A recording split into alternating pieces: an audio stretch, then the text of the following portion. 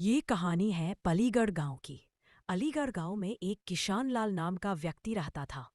किशन लाल व्यापार से एक किसान था। किशन लाल खेती कर कर अपना घर चलाता था। हर साल किशन लाल खेती से कुछ पैसे जमा करता ताकि वह अपना पक्का घर बना सके। किशन लाल की एक महिमा नाम की पत्नी और एक रूपा नाम की बेटी थी। रूपा बड़ी ही सुशील और सुंदर थी। और बच्चों, तुम कब से खेल रहे हो? क्या तुम्हें पता नहीं खाना खाने का वक्त हो गया है? रूपा, जल्दी से घर चलो, तुम्हारी माँ भी तुम्हारा इंतजार कर रही होगी।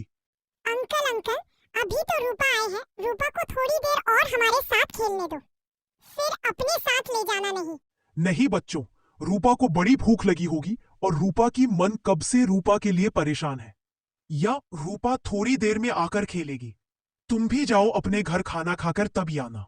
इतना बोलकर रूपा के पिताजी रूपा को लेकर अपने घर की तरफ चले जाते हैं।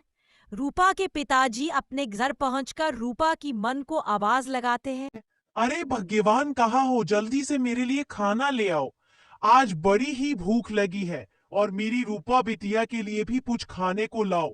आज मैं अपने रूपा बिटिया को अपने हाथ से खाना खिलाऊंगा। हाँ हाँ, खिला लेना। अपने हाथ से ही खिलाना, आखिर इकलौती बेटी जो है आपकी, आपके जिगर का टुकड़ा है।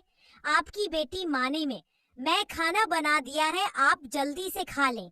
इतना कहकर महिमा अपने पति को खाना लेकर दे देती है। बेटी के साथ मजे से खाना खाता है। खाना खाने की कुछ देर बाद महेश अपनी पत्नी से बुलाता है। भगवान, खाना तो तुमने बड़ा ही स्वादिष्ट बनाया है।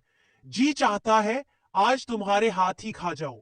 इतना मस्का लगाने की जरूरत नहीं है। मुझे पता है आप सब तारीफ मुझे बहलाने के लिए करते हैं। अच्छा, वह सब छोड़ो। भगवान, मुझे खेत में जाना है। मैं खेत की तरफ जा रहा हूँ। पूरा साल गुजर गया है, लेकिन बारिश का कहीं कोई नामो निशान नहीं है। लगता है इस बार की फसल अच्छी नहीं होगी, जिससे हमें काफी नुकसान हो सकता है। अच्छा ठीक है, अब मैं चलता हूं। वैसे भी खेत में जाकर कुछ काम करना है। इतना बोलकर किशन लाल अपने घर से बाहर की तरफ जाने लगता है। किशन लाल की छोटी बेटी किशन लाल के पीछे दौड़ती हुई जाती है और अपने पिताजी को आवाज लगाती है। पिताजी पिताजी, रुकिए। पिताजी पिताजी, आज मैं भी आपके साथ जाऊंगी। मुझे भी खेत में जाना है। मेरे सारे दोस्त खेत में घूमने जाते हैं, लेकिन आप मुझे लेकर नहीं जाते। अरे नहीं नहीं, रूपा बेटी, तुम घर पर ही रहो। अपने दोस्तों के साथ ही खेल लेना। और तुम्हें पता ही है बहुत कितनी तेज धूप है, तुम्हारी तबीयत खराब हो जाएगी। नहीं पिताजी, मेरे सारे दोस्त भी अपने पिताजी के साथ जंगल गए हैं। मैं भी आपके साथ जरूर जाऊंगी। अच्छा ठीक है। किशन लाल अपनी बेटी को लेकर जंगल की तरफ चला जाता है और जाकर अपने खेत में काम करना शुरू कर देता है। तभी वहां गांव का एक बुजुर्ग आदमी आता है और किशन लाल से कहने लगता है। किशन लाल भाई, लगता है इस बार की फसल अच्छी नहीं होगी। इस बार किसानों को काफी नुकसान होने वाला है। अगर कुछ दिन और बारिश नहीं तो इस बार के दान भी सूख जाएंगे और हमारी मंडी में सबसे कम दाम लगेंगे। अरे दानीराम भाई, तुम कहते तो तीख ही हो, लेकिन क्या कहें, जो ऊपर वाले को मंजूर होगा तो वही। अगर हमारे भाग्य में सूखा हुआ तो सूखा ही रहेगा, बाकी तो हम सब ऊपर वाले से प्रार्थना ही कर सकते हैं। खैर वह सब छोड़ो, तुम्हारी लड़की भी अब जवान हो गई है, तुम्हें उसकी शादी के बारे में कुछ सोचना चाहिए। अरे हन किशन लाल, तुम फिगर क्यों करते हो? मैंने अपनी बेटी के लिए एक अच्छा सा रिश्ता देख लिया है। बस बहुत जल्द मैं अपनी बेटी की शादी कर दूंगा।